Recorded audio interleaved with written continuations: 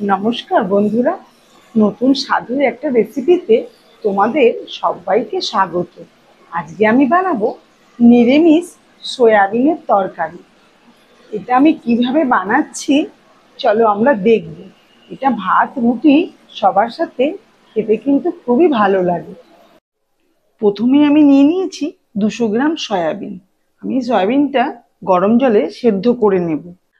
আমি একটা কড়াইতে গরম জল বসিয়ে দিয়েছি, তাতে আমি দিয়ে দেব হাফ চামচ নুন আর দেব সামান্য পরিমাণে হলুদের গুঁড়ো।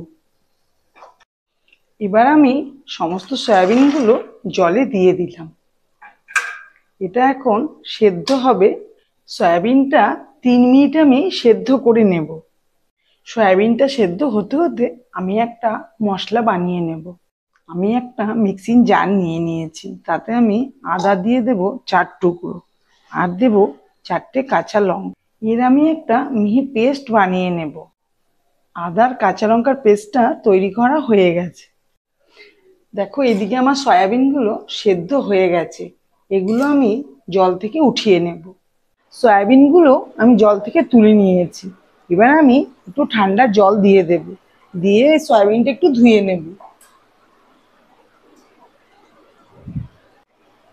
ধোয়া হয়ে গেছে। আমি এবার চিপে চিপে জলটা বার করে নেব।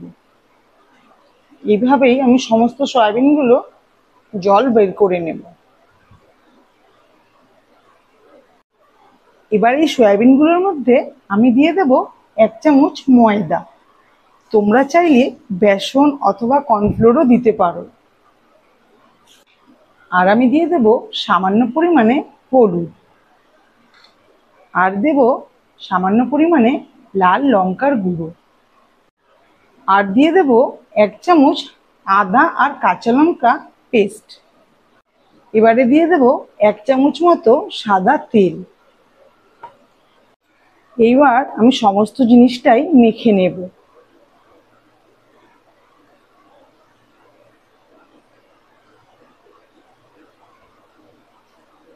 মাখা হয়ে গেছে, এটা আমি 5 মিনিটের জন্য রেখে দেব। আমি একটা কড়াই বসিয়ে দিয়েছি, তাতে আমি সাদা তেল দিয়ে দেব। আমি 5 চামচ মতো সাদা তেল দিয়ে দিলাম। তেলটা গরম হয়ে গেছে। আমি এবার এতে দিয়ে দেব ক্যাপসিকাম। আমি একটা ক্যাপসিকাম ছোট ছোট করে কেটে রেখেছিলাম, সেটাই আমি দিয়ে দিলাম। এটা আমি ভেজে নেব। ক্যাপসিকামটা হালকা লাল করে আমি ভেজে নেব। এটা ভাজা হতে হতে আমি একটা পেস্ট বানিয়ে নেব। আমি একটা মিক্সিং জার নিয়ে নিয়েছি, তাতে আমি 15টা কিশমিশ দিয়ে দিলাম আর দিয়ে দেব 15-16টা কাজু বাদাম আর দিয়ে দেব 1 চামচ চার মগজ। এর আমি একটা মিহি পেস্ট বানিয়ে নেব। ক্যাপসিকামটা ভাজা হয়ে গেছে, আমি এটা উঠিয়ে নেব। ক্যাপসিকামটা আমি উঠিয়ে নিয়েছি। এই তেলেই আমি সয়াবিনটা ভেজে নেব।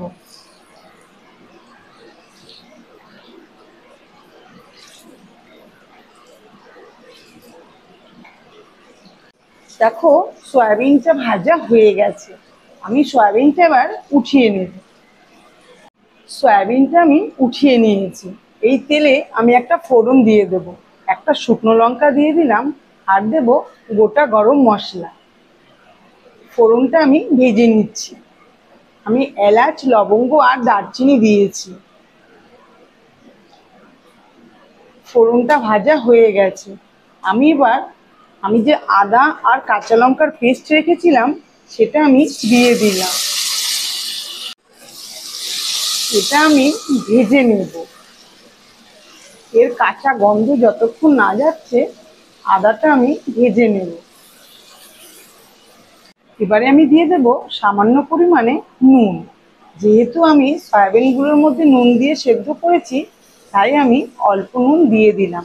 তোমরা তোমাদের স্বাদ অনুযায়ী দেবে। আর দিয়ে দেব সামান্য পরিমাণে হলুদ আর লাল লঙ্কার গুঁড়ো। এবার আমি সবগুলোই মিশিয়ে নেব।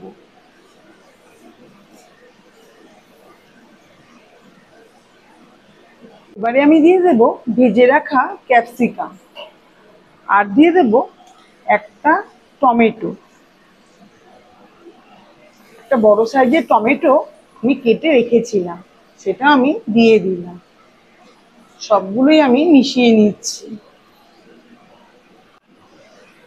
সমস্ত মশলাটা ভাজা হয়ে গেছে। আমি যে পেস্টটা বানিয়ে রেখেছিলাম সেটা আমি দিয়ে দিলাম, দিয়ে আমি মিশিয়ে নিচ্ছি।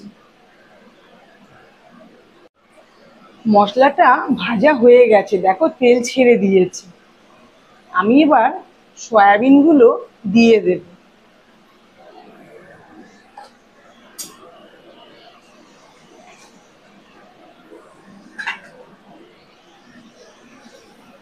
এর সাথে আমি মিশিয়ে নিচ্ছি।